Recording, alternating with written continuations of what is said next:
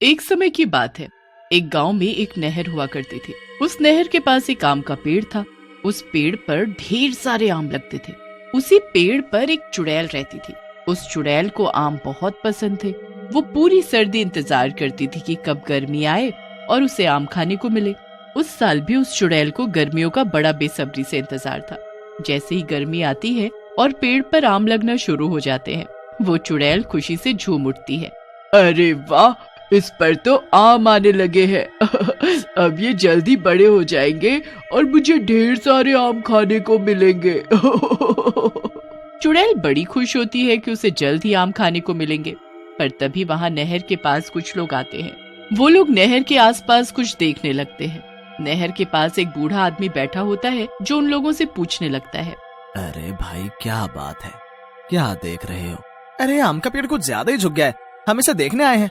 हाँ, आए दिन यहाँ पर कुछ न कुछ हादसा हो रहा है, पर क्या हो गया ऐसा?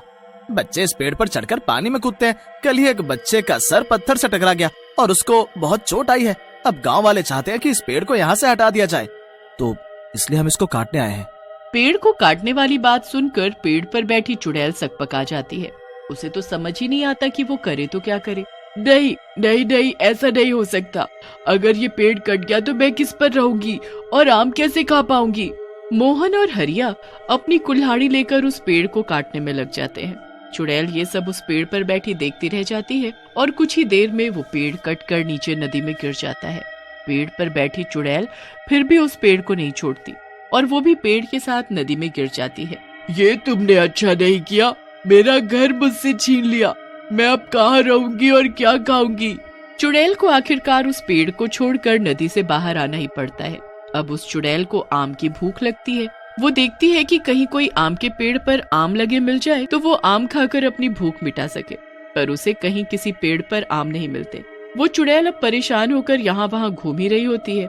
रात को जब चुड़ैल यहाँ वहाँ घूम रही होती है तो उसको मोहन 2 थैलियों में आम ले जाता दिखता है। चुड़ैल की आंखें इतने सारे आम देखकर चमक उठती है। वो तो आम के लालच में मोहन के पीछे पीछे उसके घर तक पहुँच जाती है। मोहन घर पहुंचकर अपने बच्चों को आवाज देता है। पिंकू, पिंकी, जल्दी आओ, देखो मैं तुम्हारे लिए क्या लाया हूँ। वाह, आम! मैं आज ही माँ से बोल रहा था कि मुझे आम खाने हैं। देखा, और आज ही मैं तुम्हारे लिए आम ले आया। अब हम सब खाना खाने के बाद आम खाएंगे। बस फिर सब लोग साथ बैठकर खाना खाने लगते हैं। खाना खाने के बाद ही पिंकी के पेट में दर्द होने लगता है। उसके पेट दर्द के चक्कर में सबका ध्यान आम से हट जाता है। काफी रात में जाकर पिंकी का दर्द ठीक होता है और सब सो जाते हैं। सारे आम अब ऐसे ही रसोई में रखे रह जाते हैं। सबके सोने के बाद अब चुड़ैल वहाँ आती है। वो रसोई में जाती है और आम देखकर खुशी से पागल हो जाती है। क्या खुशबू है! ये तो देखने से ही बड़े स्वादिष्ट और मीठे लग रहे हैं। अब तो मुझसे बिल्कुल भी नहीं रहा जा रहा। चुड़ैल जल्दी से एक आम निकालती है और उसे खाने लगती है। वो आम को ऐसे खा रही होती है जैसे सदियों से उसे आम न मिले हो। चुड़ैल आम की गुठली तक एकदम साफ कर देती है। अब एक आम से चुड़ैल का न पेट भरता है और न मन। वो फटाफट दूसरा आम निकालती है और उसे भी मजे लेकर खाती है। धीरे धीरे करके वो चुड़ैल दोनों थैलियों के सारे आम खा जाती है और वहाँ बस छिलके और गुठलियां रह जाती हैं। आज तो मजा आ गया। ऐसे आम तो उस पेड़ पर भी नहीं लगते थे जैसे मुझे आज खाने को मिले हैं। चुड़ैल आम खाकर वहाँ से निकल जाती है। अब अगली सुबह पिंकू और पिंकी स्कूल के लिए उठते हैं। माँ, स्कूल के लिए आज एक आम भी रख देना। हाँ, मैं अभी दोनों के लिए आम रखती हूँ। अब जैसे ही मधु रसोई में आम लेने जाती है तो वहाँ छिलके और गुठलियाँ देखकर तो वो हैरान रह जाती है। वो गुस्से से पिंकू को आवाज देती है। पिंकू, इधर आओ अभी के अभी। माँ की आवाज सुनकर पिंकू जल्दी से रसोई में जाता है। तुमसे जरा भी सब्र नहीं हुआ ना? ये मासूम बनने की कोशिश मत करो। पिछले महीने भी तुमने झूठ बोला था और इतनी डांट खाई, पर तुम्हें तो डांट का कोई असर ही नहीं होता। पर मैंने क्या किया है माँ? तुमने ये रात को सारे आम खा लिए ना? मैंने तो एक भी आम को हाथ नहीं लगाया माँ। कल रात को पिंकी के पेट में दर्द हुआ, इसलिए हमने आम खाए ही नहीं थे और मैं तो पूरा वक्त कमरे में ही था। हाँ, ये भी सही बात है, पर फिर आम खाए तो खाए किसने? और वो भी इतनी सफाई से कि एक गुठली पर जरा सा गूदा भी नहीं छोड़ा। 1-2 दिन में वो ये बात भूल जाते हैं, पर चुड़ैल रोज कहीं न कहीं से अपने आम खाने का जुगाड़ कर ही लेती थी। वो कभी किसी के घर घुसकर आम खाती तो कभी किसी के। गांव के लोग बड़े ही अचंभे में थे कि आखिर आम गायब कहाँ हो रहे हैं। फिर एक दिन कुछ औरतें कुएं के पास खड़ी इसी बारे में बातें करने लगती हैं।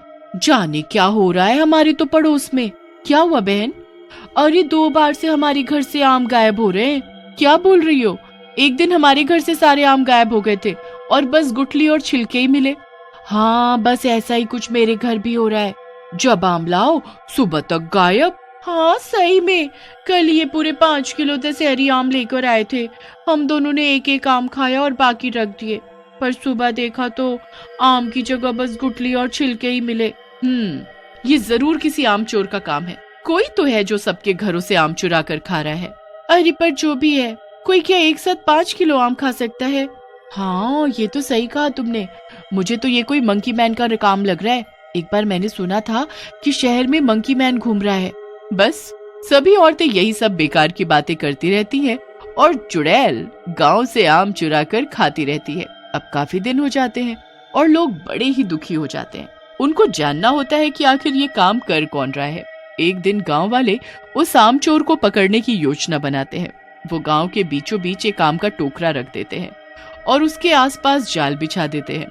उसके बाद सब यहाँ वहाँ छुप जाते हैं। थोड़ी देर बाद वहाँ आम चोर चुड़ैल आ जाती है। आम की टोकरी देखकर उसके मुंह से तो पानी टपकना शुरू हो जाता है। आम, आम, इतने सारे आम, वाह वाह, मजा आ जाएगा आज तो। चुड़ैल बड़ी खुश हो जाती है और जल्दी से उस टोकरी के पास जाकर बैठ जाती है। फिर उसके बाद वो एक एक आम निकाल कर खाना शुरू कर देती है। एक आम वो एकदम सफा चट कर देती है और कुछ ही देर में पूरी टोकरी खाली हो जाती है। आम खाने के बाद वहाँ बस छिलके और गुठलियाँ रह जाते हैं। उन साफ सुथरी गुठलियों को देखकर सब लोग समझ जाते हैं कि ये काम किसी इंसान या बंदर का नहीं बल्कि एक चुड़ैल का है। अब सब चुड़ैल के लिए बिछाए जाल को एकदम खींचते हैं तो उसमें चुड़ैल फंस जाती है। हाय, ये क्या हो गया? ये जाल कहाँ से आया? ये क्या हो रहा है? जब चुड़ैल पूरी तरह जाल में फंस जाती है तो सब गांव वाले उसके सामने आते हैं। तेरी वजह से हम गांव वाले कितने दुखी हो गए हैं। हम अपने लिए आम लेकर आते हैं और तू रात को आकर उन्हें सफा चट कर जाती है। इतने दिन हो गए हमें परेशान करते करते। अब देख हम तेरा क्या हाल करेंगे। सच में इसे तो बिल्कुल मत छोड़ना कोई। तुम लोग ये मेरे साथ अच्छा नहीं कर रहे हो। मैंने तुम्हारा क्या बिगाड़ा है? तो हमने क्या बिगाड़ा है? आम तू हमारे चुरा रही है और उल्टा हमें बोल रही है। हाँ बोलूंगी, क्योंकि तुम दोनों की वजह से मेरी ये नौबत आई कि मुझे लोगों के घर से आम चुराने पड़ रहे हैं। मैं तो अपना शांति से बिना किसी को परेशान किए उस नहर के पास वाले आम के पेड़ पर रह रही थी। उस पेड़ के आम खाकर अपना पेट भरती थी और आज तक मैंने किसी को कभी परेशान नहीं किया। पर तुम दोनों एक दिन वहाँ आए और उस पेड़ को ही काट डाला। मेरा घर और मेरा आम दोनों मुझसे छीन लिए। चुड़ैल की ये बात सुनकर गांव वालों को एहसास हुआ कि गलती इसमें सारी उनकी खुद की है और उस चुड़ैल के साथ बुरा हुआ। हमें पता ही नहीं था कि उस पेड़ पर तुम रहती हो और हमने तो अपने बच्चों की भलाई के लिए ऐसा किया। मेरे पास एक रास्ता है, पर फिर तुम वादा करो कि फिर कभी हमारे घर के आम नहीं खाओगी। कैसा रास्ता? मेरे घर के पीछे मेरा लगाया हुआ एक आम का पेड़ है। उस पेड़ पर हमेशा आम लदे रहते हैं। तुम चाहो तो वहाँ जाकर रह सकती हो और तुमको आम भी खाने को मिल जाएंगे। अगर ऐसा है तो मुझे कोई दिक्कत नहीं। मैं वहाँ चली जाऊंगी और कभी किसी के आम नहीं खाऊंगी। बस फिर गांव वाले उस चुड़ैल को जाल से आजाद कर देते हैं और वो चुड़ैल उस आम के पेड़ पर हमेशा के लिए चली जाती है जो बूढ़ा आदमी उसे बताता है।